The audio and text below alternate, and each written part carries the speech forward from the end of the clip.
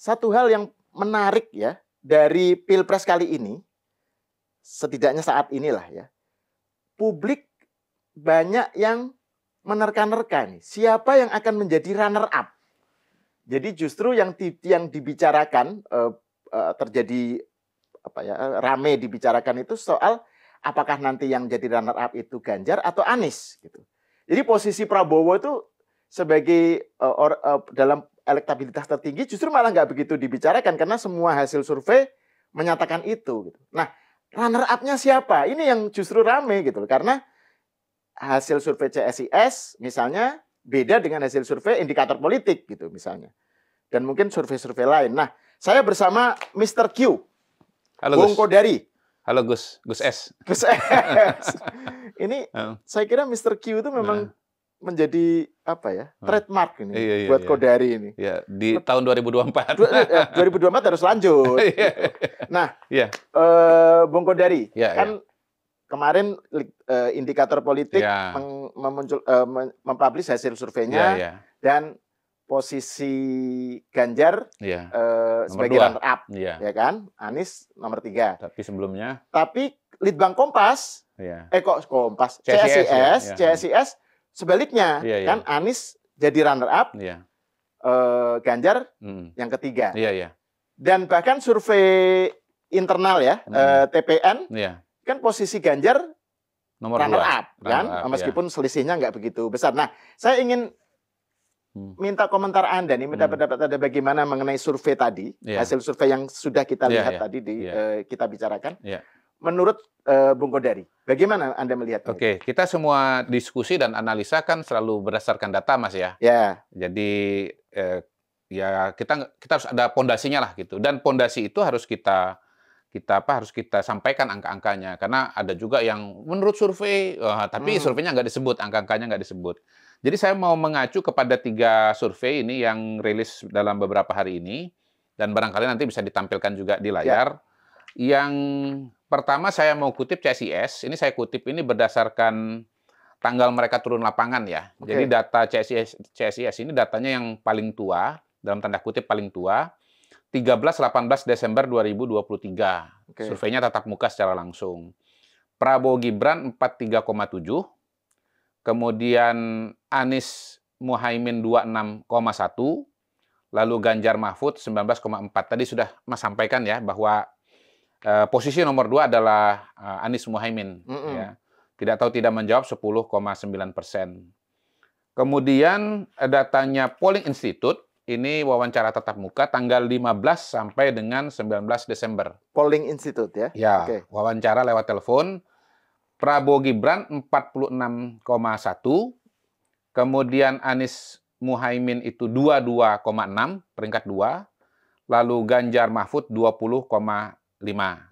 Ya, walaupun ini sebetulnya dalam margin of error ya, artinya relatif seimbang lah. Tetapi angka absolutnya memang Anies Muhaimin di atas. Kemudian tidak tahu tidak menjawab 10,8%. Lalu yang ketiga, surveinya dari indikator, ini datanya 23-24 Desember. Lewat telepon juga. Datanya Prabowo Gibran 46,7. Ganjar Mahfud 24,5. Anies Muhaimin 21,0, tidak tahu tidak menjawab 7,8%. Ya. Jadi yang nomor 2 adalah Ganjar Mahfud. Walaupun kalau menurut indikator sendiri dan kalau saya lihat dari jumlah respondennya ini ya sebetulnya masih dalam margin of error gitu.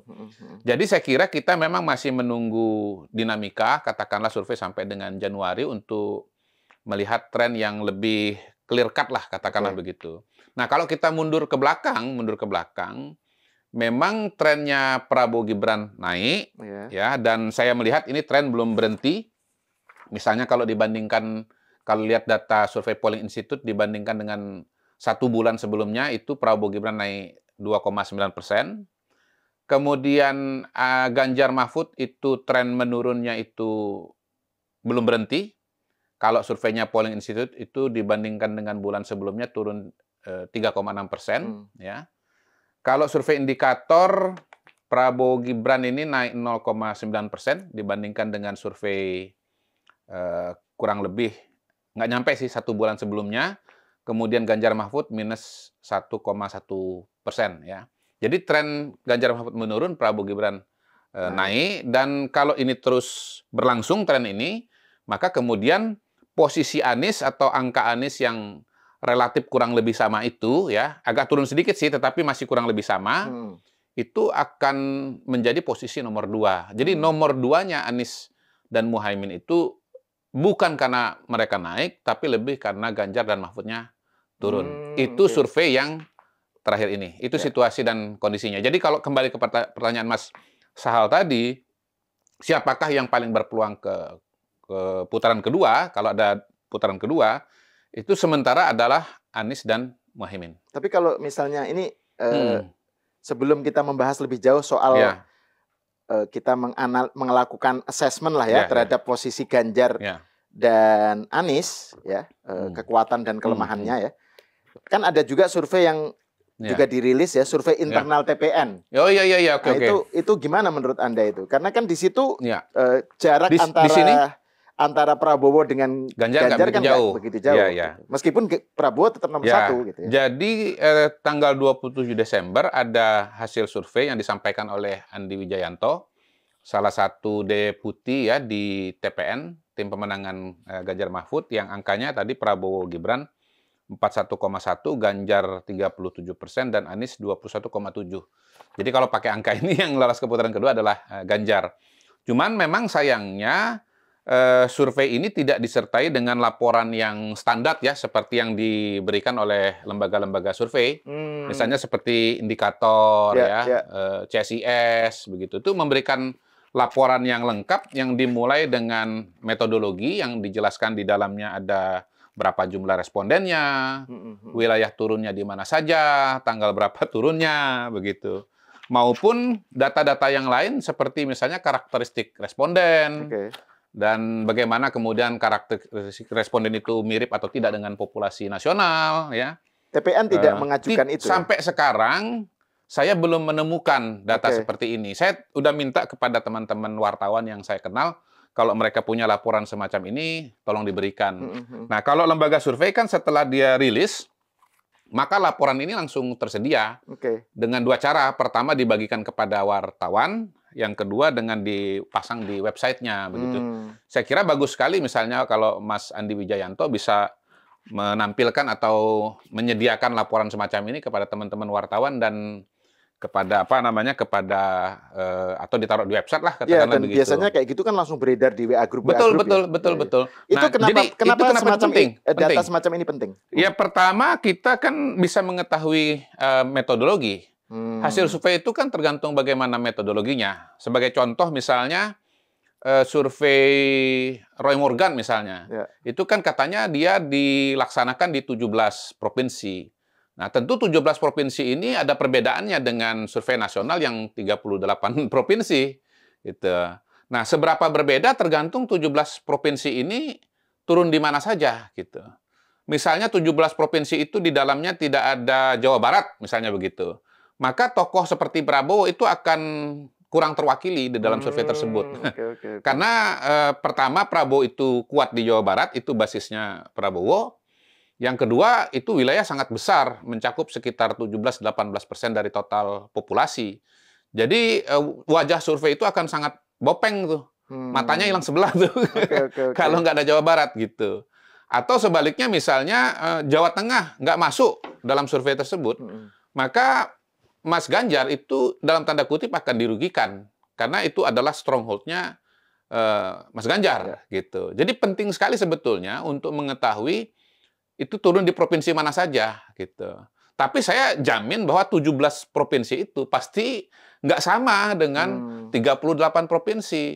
Seberapa nggak samanya ini kita nggak tahu nih. 19 ini apakah mencakup misalnya 60% populasi Indonesia atau 80% populasi Indonesia, tetapi sudah pasti 17 provinsi itu tidak bisa digeneralisir kepada seluruh Indonesia karena wilayah-wilayah atau provinsi yang tidak disurvei itu tidak terwakili. Itu satu.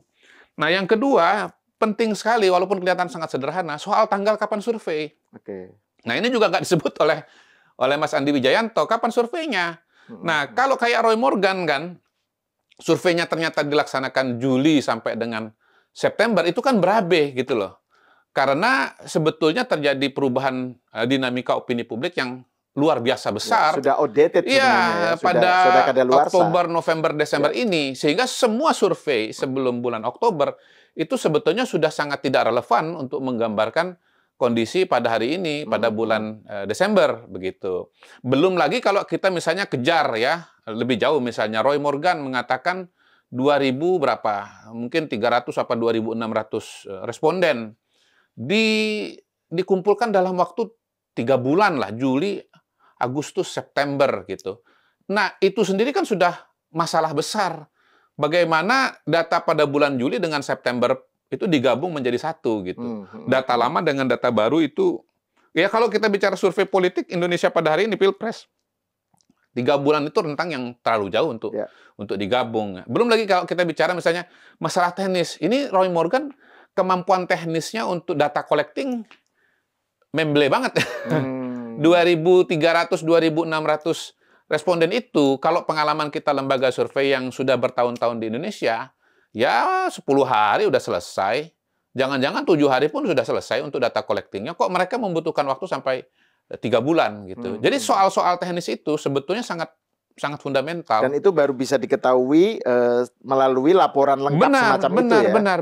Nah, lebih jauh lagi, misalnya kalau kita disajikan karakteristik respondennya, kita bisa memahami atau paling tidak menduga-duga kenapa kemudian antara satu lembaga survei dengan lembaga survei ada perbedaan misalnya gitu ya. Katakanlah misalnya CSIS surveinya 43,7%, sementara misalnya indikator berapa 46,7% gitu ya. Saya lihat dari karakteristik respondennya, saya lihat di CSIS itu generasi X dengan milenial itu lebih kecil dibandingkan dengan populasi. Di populasi kita sekitar 52-55%, kalau di CSIS itu cuma sekitar 20%. Sementara generasi X yang di populasi kita sekitar 20-an%, di survei CSIS 40% gitu loh. Jadi di surveinya CSIS itu Gen X-nya seperti Anda dan saya ini, generasi Manchester United itu agak banyak terwakili gitu loh. Sementara kalau kita bicara situasi sekarang ini, Manchester United itu sedang terpuruk. Ini eranya Manchester City, City gitu loh. Jadi bagaimana Anda punya responden Manchester United untuk menggambarkan situasi yang sudah didominasi oleh City, kira-kira gitu. Itu bisa dengan mengetahui karakteristik responden apa itu jadi bisa ketahuan. Oh, ternyata hasilnya jumlahnya segini karena respondennya seperti ini. Gitu jadi kalau ada rilis survei yang punya laporan lengkap seperti ini, menurut saya nilainya itu, bobotnya itu beda dengan yang istilahnya cuman omong atau rilis cuman hasil saja 1-2 halaman tanpa menggambarkan karakteristik responden dengan lengkap dan seterusnya begitu. Dan biasanya begini, karena kalau kita orang survei dan udah biasa survei, kalau ada keanehan-keanehan itu kita di laporan survei ini pun kita udah bisa melihat gitu loh. Ini kok nggak sinkron, ini kok aneh gitu. Pola-pola aneh itu udah bisa kita lihat gitu loh. Dan kalau kita mencari penjelasan itu akan ditemukan di sini. Misalnya kan saya punya teori struktur suara gitu ya.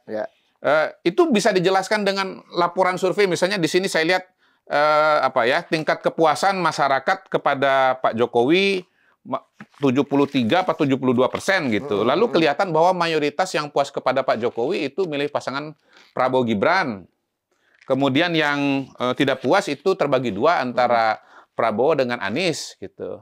Nah, karena yang puas 70% lebih, artinya kolam besar, makanya menjadi wajar Prabowo itu menjadi calon dengan elektabilitas tertinggi. Dan kita bisa mengatakan bahwa di mata publik, penerus Pak Jokowi adalah Prabowo, bukan Ganjar. Lepas dari misalnya konstruksi dari PDIP misalnya, atau konstruksi dari Mas Ganjar. Jadi kan semua kan mengklaim, elit kan mengklaim.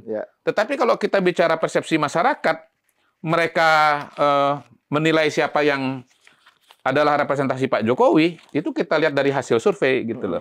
Nah, makanya kalau saya kan tanpa beban sama sekali kalau mau mengatakan mengeluarkan pernyataan atau pendapat, karena semuanya berdasarkan data dan datanya itu ada gitu, nggak pernah lari dari data. Soal kemudian tidak setuju dengan analisa saya atau pandangan saya itu soal yang lain lagi gitu. Tetapi saya bisa menunjukkan sumber analisa saya, data-data dari yang saya jadikan rujukan untuk mengambil menyusun suatu teori gitu. Belum lagi soal yang tadi Anda sebut soal timeline ya, kayak misalnya CSIS kan surveinya dilakukan sebelum debat cawapres. Sementara kalau indikator setelah debat cawapres. Nah, makanya penting sekali kalau kita bicara soal timeline, karena kan ada peristiwa-peristiwa politik. Dan peristiwa-peristiwa politik itulah yang mengubah pandangan, mengubah opini. Betapa berbedanya survei sebelum Oktober dan setelah Oktober dengan masuknya Gibran gitu. Nah, Gibran sendiri juga mengalami dinamika gitu. Awal-awal survei ketika dia menjadi calon wakil presiden, waktu itu tingkat kesukaan tertinggi di antara para calon wakil itu saya lihat Mahfud MD. Tapi sekarang udah mulai bergeser. Sekarang kalau dilihat survei misalnya indikator, lalu kemudian polling institute, ya lembaga-lembaga yang intinya punya pertanyaan lah mengenai tingkat pengenalan dan kesukaan kepada calon, itu Gibran sudah di atas Mahfud MD gitu loh. Nah, itu kan suatu dinamika yang penting. Nah, pengalaman saya kalau tingkat pengenalan kesukaan kepada kepalanya, calon presidennya paling tinggi. Kemudian kesukaan kepada calon wakil presiden juga paling tinggi. Ya menang itu. Gimana? Jadi kan sekarang dari survei-survei yang ada, calon presiden dari 3 siapa yang kesukaannya paling tinggi? Prabowo. Calon wakil presiden kesukaan paling tinggi siapa? Gibran. Nah, ini kan berarti kuat sekali gitu loh. Oh, by the way, kalau lihat tingkat kesukaan kepada para calon presiden sekarang nomor 2 dari beberapa lembaga saya lihat konsisten itu Anies. Ganjar nomor 3. Tingkat kesukaan. Tingkat kesukaan. Kalau untuk calon wakil presiden itu menyalip. Anies menyalip Ganjar. Tadinya Ganjar lebih tinggi atau bagaimana? Nggak ingat saya. Nggak ingat. Saya cuma mengacu kepada survei-survei yang terakhir ya. Kemudian kalau calon wakil presiden yang paling disukai Gibran nomor 2 Mahfud, nomor 3 Muhaimin gitu loh. Dan ini kembali ke soal tadi ya, soal survei yang sudah ada sekarang, survei yang ada sekarang, karena TPN merilis survei internal tapi tidak disertai dengan deskripsi dengan data yang melatari survei itu, jadi agak sulit untuk dinilai ya. Agak sulit untuk menilainya gitu. Saya terima kasih bahwa Mas Andi itu menyampaikan angka gitu. Itu adalah cara yang fair untuk menyikapi survei yang sudah muncul. Cara yang fair menyikapi survei yang muncul adalah dengan menampilkan data survei Anda sendiri gitu loh. Bukan dengan menyala-nyalakan survei tersebut atau menuding lembaga surveinya, bukan. Cara yang objektif, cara yang fair itu adalah menyajikan data Anda sendiri gitu. Cuman sayangnya untuk Mas Andi kemarin ketika dia menyampaikan belum disertai oleh data ini. Saya katakan belum ya, mudah-mudahan karena belum aja gitu. Kan beliau kan dosen Visipol UI, kemudian juga Gubernur Lemhanas gitu, dan mantan Gubernur Lemhanas, sahabat saya juga gitu. Orang yang sangat kuat dengan urusan data, dan data itulah yang selama ini dipakai untuk mengambil keputusan. Ya harusnya beliau ketika tampil itu membawa data ini semacam ini gitu loh. Oke, nah sekarang kalau perlu gini dipaparkan dengan detail kayak lembaga survei. Iya kan? Betul. Dan bisa disebarkan di WA group betul, diumumkan di website dan seterusnya seperti Anda bilang. Betul. Nah, saya ingin tadi membicarakan soal kita melakukan assessment, karena kan ini kita nggak bicarakan tentang juara yang elektabilitas tertinggi nih. Kita bicara soal runner up. Game yang menarik yang diperebutkan justru runner up. Runner up-nya siapa? Nah, menurut Anda, bagaimana Anda melihat soal ini sekarang ini ya, yang dilakukan atau yang sudah tertampil lah, direpresentasikan oleh Ganjar Mahfud versus Anies Caimin gitu ya. Bagaimana peluang mereka untuk nanti menjadi runner up gitu. Selain soal, kan Anda punya teori struktur suara tuh. Betul. Nah, itu mungkin perlu dilihat juga bagaimana itu terkonfirmasi di survei yang ada. Nah, terus juga apa yang dilakukan oleh dua paslon ini. Mana yang kira-kira berpeluang untuk jadi runner up? Kalau kita lihat pergerakan para calon ya, kalau bicara pasangan Ganjar Mahfud, kalau bicara action, saya belum lihat ada sesuatu yang baru. Masih yang konvensional. Ketemu dengan tokoh agama, tokoh masyarakat, kemudian bicara event-event dengan masyarakat, dengan partai. Misalnya terakhir kemarin Mas Ganjar bikin acara di Solo, lalu kemudian ketemu Sri Sultan iya, ada terakhir ketemu Sri Sultan gitu. Nah, yang berubah dari Mas Ganjar dan dari Pak Mahfud dan terutama mungkin PDI Perjuangan adalah bahwa kelihatannya nggak terlalu frontal lagi nyerang Pak Jokowi. Tapi kemudian menyerang Prabowo gitu. Ya, ibaratnya kalau pada awal November serangan konten itu 90% serangan kepada Pak Jokowi, sekarang ini serangan kepada Pak Jokowinya menurun. Ya, katakanlah mungkin 40% lah barangkali. Sisanya nyerang Pak Prabowo gitu sambil menyamakan diri dengan Pak Jokowi gitu. Mengaitkan asosiasi antara Ganjar dengan Pak Jokowi ya. Jadi sebetulnya di situ beliau-beliau ini udah masuk ke teori struktur suara gitu. Oh ya, kayaknya benar juga teori struktur suara itu ya. Kita melawan menyerang Pak Jokowi malah amblas atau malah ambiar gitu. Nah, kalau dari Mas Anies menurut saya pola dasarnya masih sama. Jadi teori dasarnya tetap sama, itu menyerang Pak Jokowi, melakukan pembedaan-pembedaan. Dan kalau kita bicara debat, dia perubahan kan? Betul. Dan bicara debat itu makin tegas ya.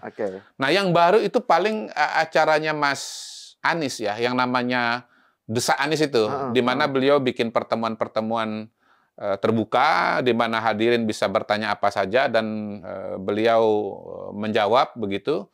Jadi istilahnya kalau di Amerika itu town hall meeting ya, kira-kira begitu ya. Walaupun town hall juga ada dua macam, ada town hall-nya SBY dan town hall-nya Anies nih. Kalau town hall-nya SBY itu town hall rasa studio.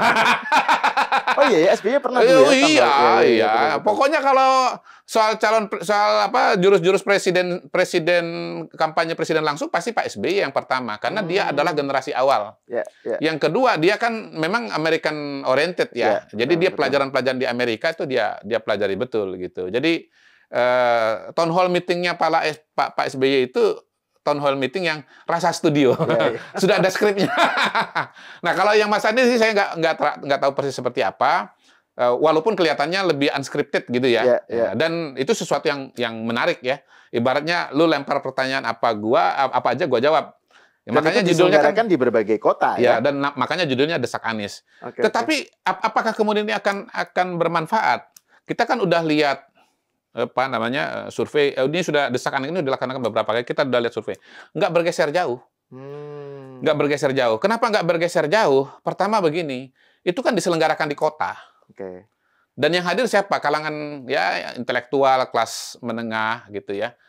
Sesuatu yang sebetulnya ya nggak akan memperbesar kolamnya Mas Anies gitu loh. Jadi beliau ini berenang masih di kolamnya dia sendiri gitu. Lebih jauh lagi Mas Anies kan dibentuk atau dikunci oleh kolam yang tidak puas kepada Pak Jokowi. Gitu. Orang yang tidak puas dengan Pak Jokowi, orang yang puas dengan Pak Jokowi, nggak akan datang ke acara itu, atau kalaupun misalnya datang, Anies jawab bagus bagaimanapun, dia tetap tidak berubah pilihannya. Sama dengan orang nonton debat kan? Bagaimana dengan swing voters? Swing voters. Ya, nah, soal swing voters ini sebetulnya bisa penting aja kan swing voters kemudian terpengaruh atau terkesima gitu, kan bisa milih Anies. Saya sih sebetulnya mau bicara magnitude dari acara Desak Anies ini. Seberapa luas sih magnitude-nya? Saya khawatir magnitude-nya tidak sangat luas gitu. Kalau kita mau bicara Desak Anies dalam pengertian bahwa ini agak mirip acaranya, ya yang terbesar itu forumnya adalah acara debat kandidat itu, debat kandidat calon presiden. Ini kan semua survei kan sudah, ini kan dilaksanakan setelah debat calon presiden kan?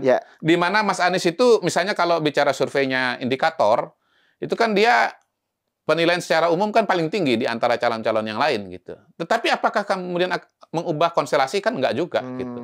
Enggak juga. Mungkin agak menaikkan sedikit, tetapi saya nggak membaca kesimpulan dari indikator mengatakan bahwa memang Anies unggul dan karena itu dia mendapatkan benefit elektoral yang sangat signifikan, nggak saya lihat juga gitu. Dan juga kan ada sejumlah artikel atau pandangan yang mempertanyakan seberapa efektif sih debat dalam mengubah keputusan orang ya, karena orang sudah memutuskan memilih calon tertentu, terus dia melihat debat, terus dia berubah gitu kan juga kalau bicara besar, ya? Jurnal ilmu sosial, ilmu politik mungkin judulnya tuh tidak konklusif ya, gitu.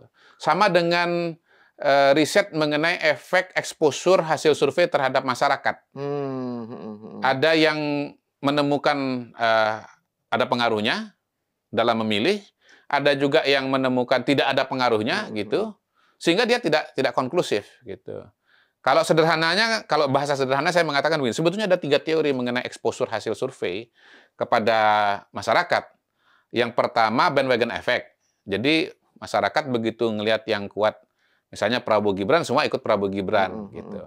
Tapi bagaimana dengan teori underdog effect? Orang simpati kepada mereka yang kalah atau mereka yang underdog gitu. Yang istilah saya itu efek bawang putih, bawang merah. Harusnya begitu ada exposure bahwa Ganjar paling bontot, Ganjar dong yang didukung kan gitu. Ini soal istilah bawang putih, bawang merah sudah diomongkan ke seberapa kali. Karena kalau soal struktur suara itu kan betul-betul khas Kodari gitu ya, Mr. Q. Yang bawang putih saya baru dengar nih. Bawang putih, bawang merah? Iya. Karena ini muncul 5 tahun sekali. Saya udah pernah ngomong di forum-forum sebelumnya. Tapi kalau soal struktur suara itu memang betul-betul fenomena 2024. Baru betul itu. Kalau bawang merah, bawang putih ini kan perdebatan lama. Anda coin ya, coin the term ya. Kodari coin the term ya. Itu. Jadi bagaimana supaya bisa dipahami dengan mudah lah oleh masyarakat ini. Jadi yang kedua soal teori underdog. Terus yang ketiga? Yang ketiga no effect. Nggak ngefek. No effect, sederhana aja. Saya tuh nggak pernah survei bertahun-tahun. Ketika ditanya kenapa Anda milih ini, karena lihat survei nggak ada itu, karena lihat polling nggak ada. Ya saya milih karena dia tegas, karena dia merakyat, karena dia pintar, karena programnya bagus dan seterusnya, dan nggak pernah tuh karena lihat hasil survei itu nggak pernah gitu loh. Jadi orang milih itu bukan karena lihat hasil survei, tapi karena kualitas kandidat, kepribadiannya, kemampuannya, programnya, gitu. Karena suka. Karena gitu suka. Suka itu kan nggak bisa dijelaskan. Ya? Jadi memang soal, wah ini survei banyak ini untuk mempengaruhi masyarakat, itu kan imajinasi elit saja. Nggak punya fondasi fondasi data yang kuat sebetulnya. Nah kalau ini, Bung Kodari, saya mau kembali ke hasil survei yang barusan dirilis oleh lembaga-lembaga survei tadi yang kita bicarakan ya. Soal struktur suara itu, seberapa jauh terkonfirmasi di dalam survei? Sangat. Nah gini, saya justru tertarik sekali dengan survei CSIS ya. Karena survei CSIS ini, saya bandingkan dengan survei dia sebelumnya itu yang saya dapat tahun lalu. Saya mohon maaf kalau ternyata ada survei CSIS yang lebih baru ya, dan saya kelewat gitu. Maksud saya tim saya kan saya minta, coba cari data survei CSIS yang sebelumnya untuk melakukan perbandingan gitu. Jadi yang ditemukan oleh tim itu survei CSIS sebelum yang Desember 2023 itu tahun lalu bulan Agustus. Iya, Agustus 2022, tepatnya 8 sampai 13. Ini yang ketemu datanya gitu. Nah, pada waktu itu surveinya masih sendirian. Belum ada wakil kan? Waktu itu Prabowo 27,5%. Dibandingkan dengan sekarang 43,7 itu naik 16%. 16,2. Kemudian Ganjar waktu itu 33,3%. Jadi tahun yang lalu Ganjar masih unggul dibandingkan dengan Prabowo. Sekarang 19,4. Turun 13,9%. 14% lah. Anies dulu 25,7, sekarang 26,1. Naik 0,4. Sama kan? Ya. Jadi relatif stabil. Relatif stabil. Nah, supaya lebih mudah lagi dipahami, ya, lebih kelihatan ini dinamika suaranya. Saya buat proyeksi suara kalau yang undecided-nya dibuang. Ya. Kalau undecided-nya dibuang, maka Prabowo tahun lalu itu 31,8, sekarang 49%. Prabowo Gibran maksudnya ya, 49%. 17 naik 17,2%. Ganjar Ganjar tahun lalu 38,5. Ini suara proyeksi ya, mohon maaf ya CSIS ya. Kalau Anda nggak setuju ya, tapi ini kan praktek yang biasa di dalam di dalam statistik. Jadi kita bolehlah ya orang di luar itu membuat proyeksi. Kemudian Ganjar dulu 38,5, sekarang 21,8, turun 16,8. Anies dulu 29,7, sekarang Anies Muhaimin 29,3. Turun 0,5. Mas bisa lihat. Prabowo naik 17%, Ganjar turun 17%. Apa nggak bejana berhubungan? Apa nggak satu kolam suara? Dan Anies kan saya katakan, dalam setahun itu nggak berubah dia itu. Situ-situ aja angkanya. Sekarang apa yang dia, pertanyaan saya, sekarang dia bisa melakukan apa untuk mengubah itu? Setelah setahun dia kampanye, ide kampanye apalagi yang belum dicoba? Gitu. Itu yang saya maksudkan. Anies bisa punya jurus A, B, C, bahkan X, Y, Z. Tetapi dia bertarung dalam sebuah kolam yang kecil. Kolam yang tidak puas terhadap Jokowi. Yang tidak puas kepada Jokowi, gitu. Sementara tadi kalau Prabowo dengan Ganjar bertarung di kolam yang besar. Dan itu berjana berhubungan, artinya kalau Ganjar Prabowo naik, Ganjar turun. Iya, jadi sesungguhnya siapa yang akan lolos ke putaran kedua, ini pertarungannya bukan Anies dengan orang itu, tetapi antara Ganjar dengan Prabowo itu. Sesungguhnya lebih banyak ditentukan pertarungan di kolam besar. Jadi Anies ini pencak silat bla bla bla bla bla gitu ya. Dia nomor 2 atau nomor 3, sebetulnya hasilnya itu ditentukan oleh pertarungan di kolam besar gitu. Jadi artinya semakin Prabowo naik dan implikasinya Ganjar semakin turun, Anies bisa menjadi nomor 2. Iya. Jadi memang kalau turunnya di bawah Anies gitu ya. Betul. Jadi Mas Anies ini kan Pilkada Jakarta pun sebetulnya ceritanya kan begitu, bukan karena kehebatan Anies, tetapi karena blunder, kesalahan yang dilakukan oleh Ahok. Nah ini sebelum peristiwa Pulau Seribu, survei Ahok itu udah 50%. Bahkan sampai di satu titik waktu itu, elit politik ini, istilahnya nggak ada yang berani lawan Ahok. Dengan segala hormat lagi nih, mohon maaf kalau salah, Anies bisa maju itu karena nggak ada yang berani maju lawan Ahok. AHY itu karena nggak ada yang mau lawan Ahok. Dan saya ingat dulu bahkan misalnya FPI ya melakukan retorika melancarkan retorika anti Ahok kan tetap suaranya marginal ya saat itu. Jadi sebelum Pulau Seribu itu. Jadi kan kayak nggak diperhatikan. Betul. Gitu. Jadi Ahok itu baru turun setelah kejadian Pulau Seribu, gitu. Di mana dia blunder penyataannya membuat sebagian masyarakat itu kemudian kecewa, gitu. Nah, terutama secara emosional. Sebelum kita membandingkan, memang setelah itu, ini biar proporsional lagi. Memang setelah itu kan dimobilisasi opininya segala macam dan seterusnya. Tetapi kalau nggak ada blunder itu kan nggak ada yang bisa dimobilisasi, gitu loh. Nah, sebelum kita membahas lebih lanjut tentang soal runner up dan seberapa jauh bisa kita analogikan dengan kasus DKI ya. Saya ingin Anda masih ingin melanjutkan nggak soal tadi seberapa jauh teori struktur suara itu terkonfirmasi berdasarkan hasil survei yang ada sekarang. Kan tadi soal CSIS sudah. Kalau indikator gimana? Kalau indikator, nah ini indikator ini kan saya nggak membandingkan dengan setahun yang lalu ya. Nanti mungkin menarik ini. Jadi saya akan buat perbandingan dengan setahun yang lalu. Ya kalau bicara perbandingan, kalau survei indikator kan saya buat perbandingan dengan bulan yang lalu. Ya tren suaranya ini ya tadi bahwa uptrendnya buat Prabowo Gibran itu belum berhenti gitu. Istilah saya balik lagi soal saham jangan dimarahin ya karena ini paling mudah dipahami. Belum ketemu resistennya. Kemudian Ganjar masih terus turun, belum ketemu supportnya gitu. Jadi artinya ini masih bisa terus ke atas, ini masih bisa terus turun ke bawah. Dan masih ada 6 minggu. Dan kalau itu terjadi, yang itu terjadi maka ya Anies yang akan suaranya nomor 2 gitu. Dan kalau kita lihat 3 survei yang terakhir ini kan dari 3 survei itu 2 sudah menemukan bahwa suaranya Amin di atas suaranya Ganjar. Gitu. Nah ini saya ingin kembali ke perbincangan mengenai runner up ini. Kenapa ini penting, menarik untuk kita diskusikan? Karena kan ada narasi yang bilang bahwa kalau terjadi 2 putaran, maka potensi runner up yang untuk menang di putaran kedua itu sangat besar. Karena si pemenang di putaran pertama itu menjadi common enemy. Nah, itu kan yang terjadi di Pilkada DKI tahun 2017 kan. Dan sekarang juga muncul itu. Jadi misalnya kemudian ada yang bilang bahwa 02 takut tuh dengan 2 putaran, karena kalau 2 putaran kalah, makanya mereka genjot 1 putaran, itu satu.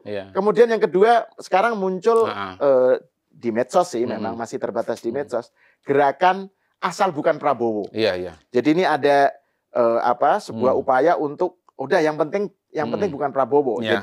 Jadi 01 dan 03 bersatu gitu. Dan itu kemudian berpotensi untuk memenangkan pertarungan di kedua kan. Ini sama dengan Pilkada DKI 2017. Jadi menurut Anda seberapa jauh hal semacam itu bisa terjadi? Saya dari ujungnya aja dulu ya. Nah, kelebihan dari kalau kasih laporan survei seperti ini, kita punya banyak informasi sebetulnya. Dan masing-masing informasi itu bisa saling menguatkan atau saling mengkonfirmasi. Di survei-survei ini selalu ada pertanyaan mengenai putaran kedua. Oh, selalu ada di indikator ya? Ada indikator, ada lembaga-lembaga yang lain ada. Nah, kalau kita lihat hasil surveinya, maka di putaran kedua yang unggul itu adalah Prabowo Gibran. Misalnya nih ya, di surveinya indikator. Kalau Prabowo Gibran lawan Anies Mohaimin, ini kan situasi sekarang nih yang kita lihat akan terjadi. Ya. Berapa suara Prabowo Gibran? 58,9%. Berapa suara Anies Mohaimin? 27,2%. Belum menjawab 13,9%. Bagaimana kalau Prabowo lawan Ganjar? Aniesnya tersingkir, tereliminasi.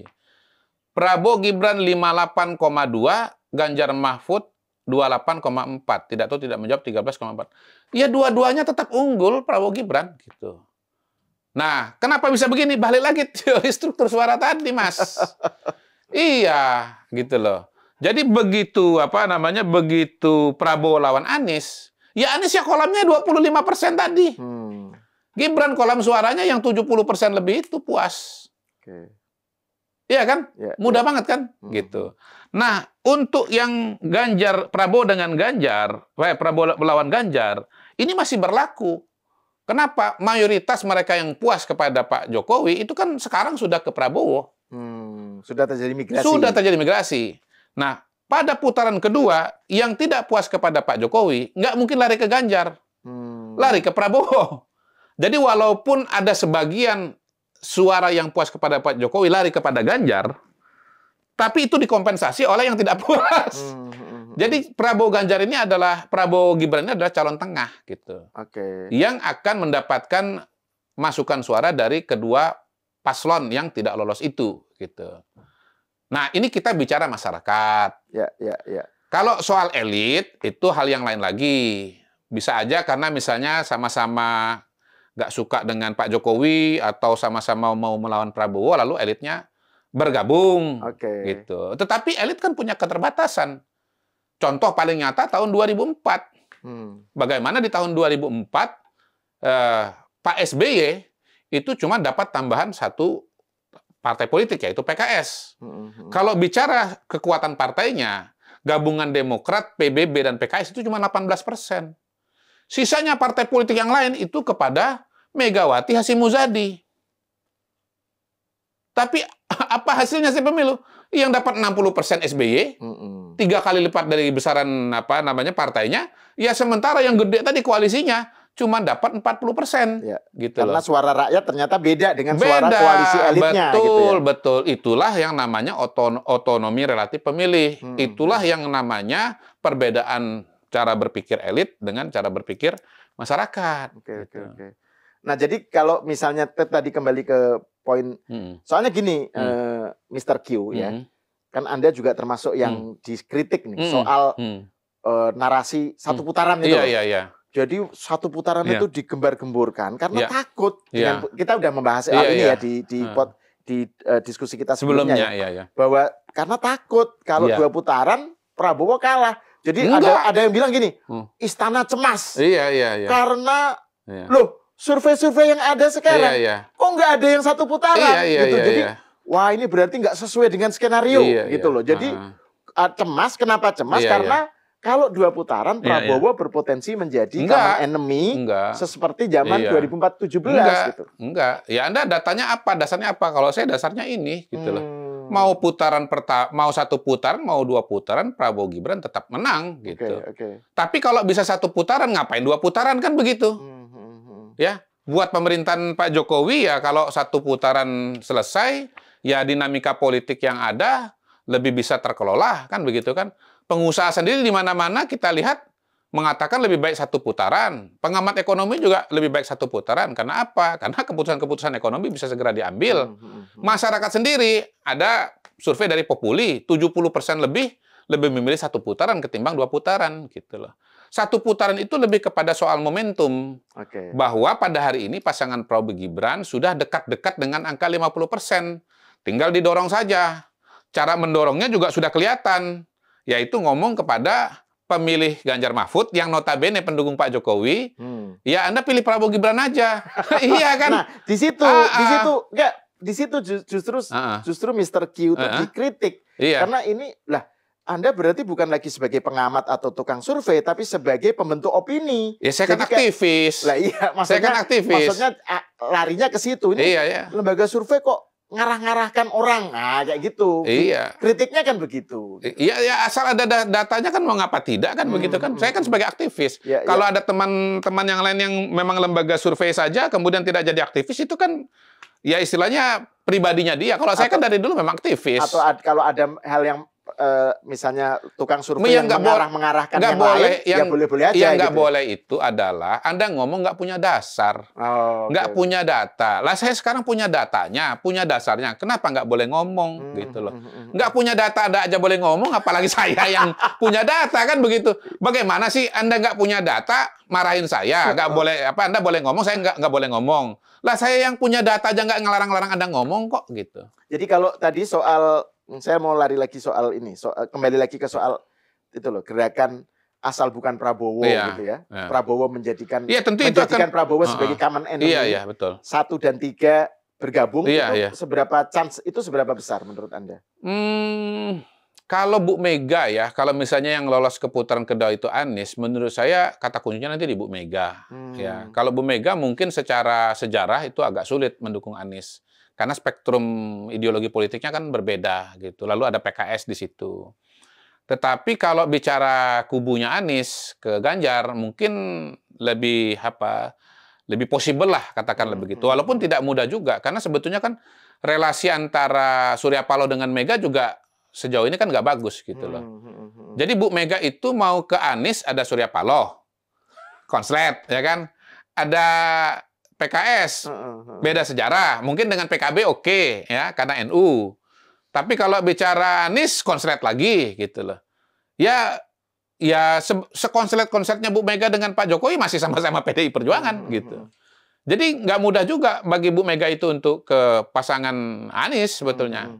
Gitu. Dan kalau Pak Surya Paloh, menurut saya beliau akan lebih rasional saja. Bahwa siapa di antara dua ini yang berpeluang untuk menang.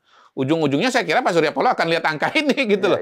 Hasil surveinya gimana? Ini survei indikator, hasil survei indikator tentang kalau putaran kedua terjadi. Kalau putaran kedua terjadi gitu. CSIA juga punya kan? Gini, hasil survei CSIA juga ada kan? Kalau nggak salah, saya lupa. Tapi yang pasti itu ada di indikator. Jadi ini baru kompetitif, baru akan seru dan sulit disimpulkan siapa yang menang. Kalau yang ke putaran kedua adalah pasangan Ganjar dengan Muhaimin dengan Anies Baswedan. Kalau Prabowo nggak lolos. Kalau Prabowo nggak lolos, itu baru kemudian persaingannya menjadi kompetitif. Oke. Ya, ini nih ada juga nih. Ya. Ya, kalau lembaga survei kan semua simulasi ditampilkan. Ya. Kalau putaran kedua Ganjar lawan Anies ya, Ganjar Mahfud 43, Anies Muhaimin 38,5, kan beda tipis. Gitu. Tapi kalau Prabowo lawan Anies, Prabowo lawan Ganjar, telak selisihnya sih. Gitu. Jadi soal menang ini ya Prabowo Gibran akan menang mau 1 putaran atau 2 putaran, polanya menurut data survei akan menang gitu. Proyeksinya akan menang gitu ya. Gitu. Tentu saja kita tidak boleh mendahului takdir Allah. Tapi kita punya ilmu yang namanya proyeksi gitu loh. Dan itu bukan mendahului. Gitu. Mas saya mengatakan begini kan. Sekarang kan saya challenge dengan Mas Ep terus ini kan sekarang kan ya. Masih mengatakan hasil survei sekarang tidak sama dengan yang ke depan, yang bulan 11 Februari. Iya, semua enggak. Itu juga anak kecil juga paham, anak SD juga paham. Nggak usah diomongin. Tetapi kalau kita mau membuat proyeksi, data yang sudah ada ini bisa gitu loh.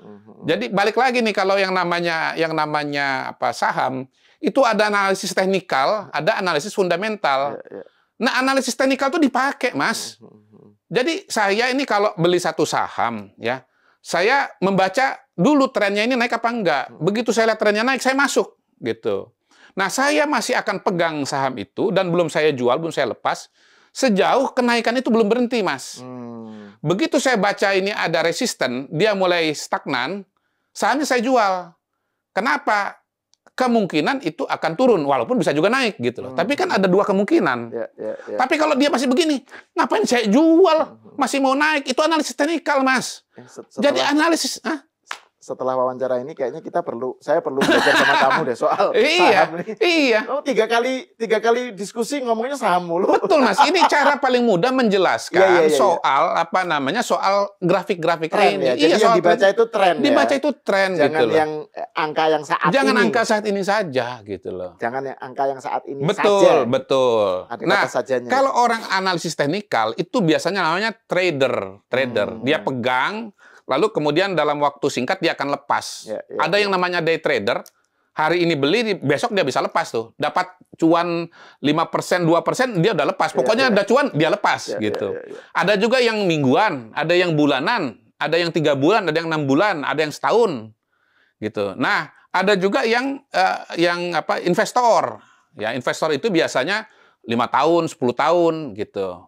Tapi ada juga yang menggabungkan dua-duanya. Oke, saya beli, saya lihat teknikal, tapi saya juga lihat fundamental. Jadi dia trading itu nggak semua emiten yang ada di bursa efek itu dia trading, nggak. Dia cuman akan trading di yang fundamentalnya bagus gitu. Ibaratnya kalau nanti misalnya ternyata teknikalnya dia salah, dalam jangka panjang saham itu nanti bisa naik lagi, Mas. Misalnya kan gini, dikira naik ternyata turun kan? Nah, dikira naik ternyata turun kan? Ini Tom Lembong kan naruh investasi. Oh, ngomong-ngomong timnya Anies itu loh, ada yang pakai analisis saham loh untuk menjelaskan kenapa dia membantu Anies. Dia bilang emiten terbesar atau saham terbesar, investasi saya terbesar adalah pada Anies gitu. Begitu dia check out dari Pak Jokowi, dia masuk kepada Anies gitu. Itu karena menurut saya blue chipnya saya adalah Anies Baswedan gitu. Kan bisa aja ketanggor kan? Dikira suhu ternyata cupu. Dikira profit ternyata kan loss kan begitu. Dikira profit ternyata loss. Itu istilah yang sekarang ngetren. Dikira suhu ternyata cupu. Iya, tapi ada juga sebaliknya. Dikira cupu ternyata suhu kan. Gitu kan. Oke. Itu kan terus turun. Mas, sebentar ini penting ini, Mas. Penting. Kan turun gitu. Nah, fundamental itu adalah misalnya perusahaan ini dia di bidang yang masih terus berkembang, masih sunrise atau sunset. Gitu. Anda beli saham rokok di Indonesia nih, itu sunset. Anda berpikir dalam 10 tahun, 20 tahun lagi harganya akan naik. Enggak, turun. Gitu. Anda masuk kepada IT. Nah, ini bisnis yang baru. Berarti nanti dia akan sunrise. Yang kedua, dilihat dari fundamentalnya ini. Ini perusahaan yang dikelola dengan baik atau tidak. Pemiliknya dikenal sebagai pengusaha yang bagus atau tidak, gitu. Manajemennya bagus atau tidak. Itu fundamental juga. Nah, kalau Prabowo Gibran, fundamentalnya bagus, Mas. Iya kan? Di belakangnya ada kolam suara Pak Jokowi. Mau melanjutkan, Pak Prabowo punya kelebihan ini, kelebihan itu. Mas Gibran punya kelebihan itu. Lah, teknikalnya bagus, fundamentalnya bagus, apa saya nggak yakin? Kalau saya nggak yakin, nggak mungkin saya tantangin EF untuk challenge hadiah seharga Alphard varian tertinggi dong. Iya. Luar biasa. Iya. Jadi ini kalau Mas saya mengatakan saya nggak mau taruhan-taruhan begitu kayak anak SD taruhan tinju, enggak, beda sekali. Ini ada analisis teknikal, ada analisis fundamental. Maka saya yakin betul dengan analisa saya gitu. Oke. Ini kalau bagian diskusi pembahasanmu tentang saham itu dipotong terus dipasang di short gitu misalnya, itu image-nya itu dari pengamat saham. Iya, pengamat politik dan pengamat saham. Pengamat politiknya enggak, karena khusus saham. Oh iya. Oke. Nah, saya mau kembali ke soal tadi, soal runner up. Ini kan pembicaraan kita soal runner up. Mungkin bagian terakhir lah. Kan beberapa waktu lalu Roma Hurmuzi, Gus Romi. Dalam satu podcast bilang bahwa Ganjar kan dia kan di dalam timnya Ganjar ya. Jadi menurut dia Ganjar itu didesain oleh rezim untuk kalah. Jadi itu ada sebuah upaya untuk membuat Ganjar kalah supaya yang masuk ke putaran kedua itu Anies. Kenapa? Karena Anies ini mewakili oposisi agamis, sehingga dia akan mudah dikalahkan oleh Prabowo gitu. Sementara kalau Ganjar ini kan oposisi nasionalis, sehingga mungkin yang pendukung Anies akan masuk ke Ganjar lebih mudah. Sementara kalau Anies yang maju, pendukung Ganjar itu akan lebih sulit untuk mendukung Anies gitu. Menurut Anda gimana nih soal ada sebuah invisible hand yang mengatur mengatur soal siapa yang lolos dan siapa yang nggak lolos gitu? Iya, pertama kalau menurut saya kata kuncinya yang ngatur-ngatur itu ya rakyat. Gimana sampean mau ngatur-ngatur rakyat? Nggak bisa, rakyat lah semua yang menentukan suara ini. Yang kedua, jawabannya teknikal aja, gampang. Surveinya sudah ada kok. Ini analisa teknikal ini, Mas, kalau dalam saham itu. Ya, Prabowo mau lawan Anies, mau lawan Ganjar, angkanya 5859. Sama aja kan. Bodoh wae. Iya. Ngapain harus milih-milih? Ya. A lolos, ayo. B lolos, ayo. Nggak ada masalah sebetulnya gitu. Jadi manapun yang lolos, itu kalau Prabowo Gibran itu no problem secara analisis teknikal. Jadi sebetulnya lolos nggak lolos, itu tergantung Anda sendiri. Nasib Anda itu tergantung Anda sendiri. Strateginya tepat atau tidak tepat, kerja lapangannya jalan atau tidak jalan. Nah, saya harus mengatakan bahwa strateginya Mas Ganjar itu kan salah. Ya. Dan bukti bahwa itu salah, ya sudah direvisi sendiri kan. Tadinya kan nyerang Pak Jokowi. Nyerang strategi ofensif, kemudian malah justru mencederai elektabilitasnya. Ingat nggak? Saya ceritakan bahwa justru membuat pendukung Pak Jokowi yang tadinya milih Mas Ganjar malah marah, malah lari kepada Prabowo gitu. Dan gak usah jauh-jauh, contohnya Cokro TV sendiri gitu. Begitu Cokro TV menyerang Pak Jokowi, pemirsanya lari. Loh kok Cokro TV yang sama dengan kami mendukung Pak Jokowi nyerang Pak Jokowi? Orang sudilah. Loh itu gak usah jauh-jauh, Mas. Ini aja, Mas. Ini aja sudah jadi contoh gitu loh. Udah jadi contoh gitu. Jadi strateginya udah salah dan direvisi kan gitu. Yang kedua, mohon maaf nih, balik lagi. Sekarang apakah internal Mas Ganjar sendiri itu betul-betul sekarang solid atau betul-betul militan mendukung Mas Ganjar? Saya kebetulan membaca iklan di media online kampanye PDI Perjuangan, tapi nggak ada fotonya Ganjar di situ. Yang ada adalah fotonya Megawati dengan Puan Maharani. Ini baru-baru. Ya beberapa hari lah, mungkin seminggu lah. Iya, seminggu. Mungkin saya baru sadar mungkin sekitar seminggu inilah. Gitu. Artinya apa? Ya jangan-jangan PDI Perjuangan sendiri mulai melihat Mas Ganjar ini sebagai liability, sehingga kemudian harus jaga jarak, jaga jarak. Kan PDI Perjuangan ini kan cita-citanya hat-trick Pilpres, hat-trick Pileg. Nah, menurut saya sekarang ada perasaan di teman-teman Pileg itu. Hat-trick Pilpresnya akan lepas, dan ada kemungkinan hat-trick Pilegnya juga akan lepas. Kalau asosiasi dengan Mas Ganjar itu terlalu kuat. Karena Mas Ganjar begini, terjun bebas dia. Nah, sekarang kan kita lihat bahwa tren suara PDI Perjuangan juga menurun. Sampai titik di mana dalam beberapa survei, PDI Perjuangan itu sudah di bawah Gerindra gitu. Nah, mungkin sudah ada yang berpikir bahwa Mas Ganjar itu drag down, menyeret PDI Perjuangan itu to the bottom of the sea. Gitu. Jadi PDI Perjuangannya, wah, harusnya kan dia jadi faktor dongkrak antik, menjadi faktor pendukung suara kita. Kok malah sekarang dia nyeret kita ke bawah? Menurut saya sih bukan soal Ganjar, saya kira soal yang Anda bilang tadi, soal strategi ofensif itu yang salah gitu. Loh ya sekarang bukan kan pokoknya itu yang justru ternyata blunder gitu. Ya sekarang kan asosiasi PDI Perjuangan itu dengan siapa? Ya dengan Mas Ganjar. Ketika Mas Ganjarnya itu menyerang Pak Jokowi, asosiasi itu kan kena di PDI juga. Gitu. Poin Anda ini mengingatkan saya kemarin baru saja tuh melihat videonya Mas Rudy Kamri ya. Rudy Kamri apa? Rudy Kamri itu salah seorang relawan pendukung Ganjar Mahfud lah, yang dia heran kenapa para elit PDIP ini kok suaranya nggak kedengeran untuk mendukung Ganjar Mahfud gitu. Jadi dia kayak menagih ini kemana nih suara mungkin ini jawaban kita secara tidak langsung kepada Mas Rudy ya.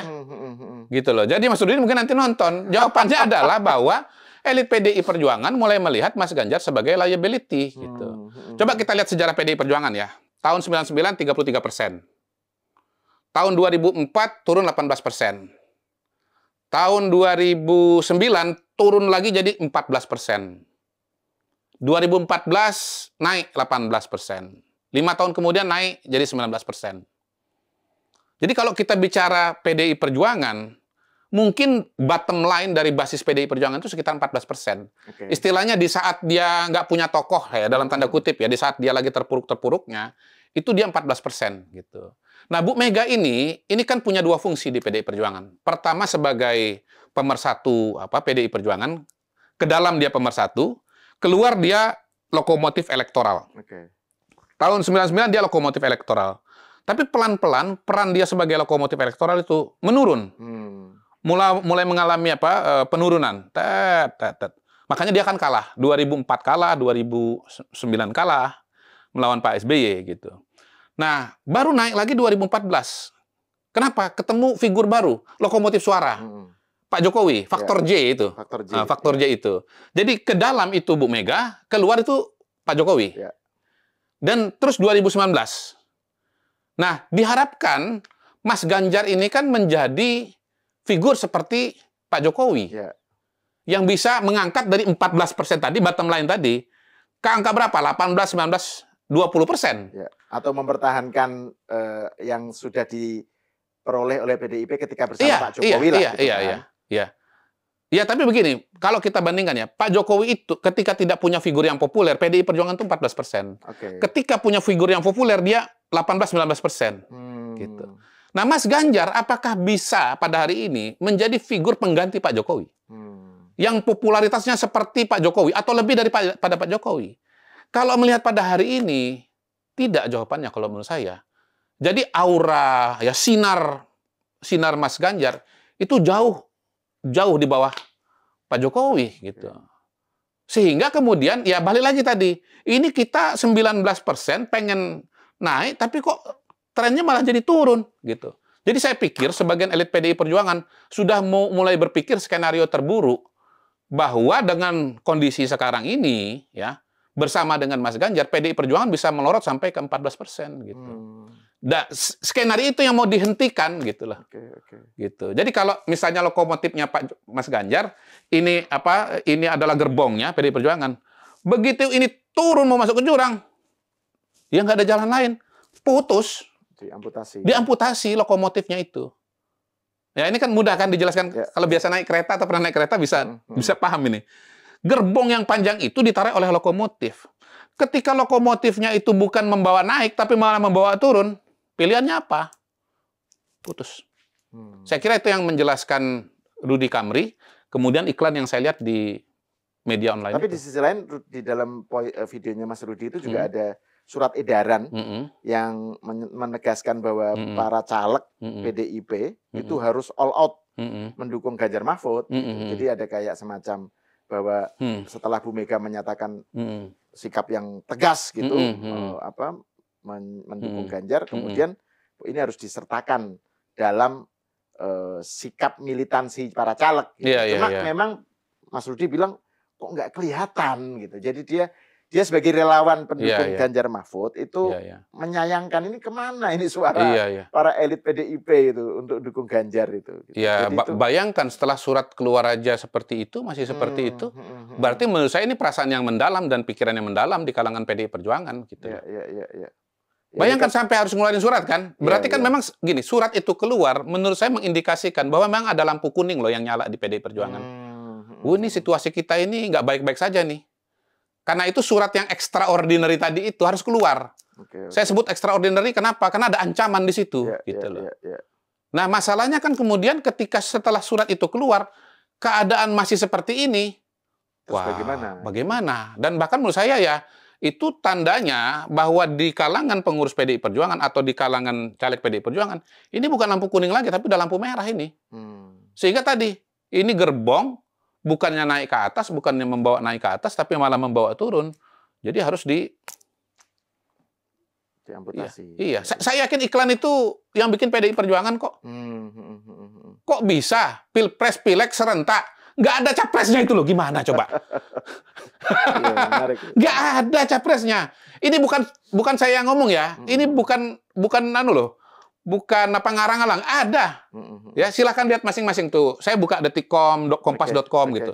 Atau gini nih, nanti screenshotnya saya kasih boleh. supaya nanti bisa ditayangkan, supaya bukan hoax gitu. Ngarang nih Kodari, enggak ada. Iya, ini memang satu hal lain yang menarik lah ya dari loh, ini kan bukan kita yang bikin kan, ini kan PDI Perjuangan sendiri yang bikin. Betul. Oke, saya kira kita menutup diskusi ini dengan sebuah topik yang bisa kita diskusikan di pertemuan berikutnya, gitu kan, tentang faktor Pilpres, PDI Perjuangan, dan tadi siapa runner-up-nya? Ini pernah ya. Runner-up udah kita bicarakan sekarang. Nanti partai politiknya juga bisa dibahas juga. Siapa menang, siapa runner-up. Betul. Oh iya, siapa runner-up untuk pileg. Oke. Terima kasih Mr. Q atas obrolannya. Pemirsa, sampai di sini dulu. Kita berjumpa lagi di episode setelah tahun baru.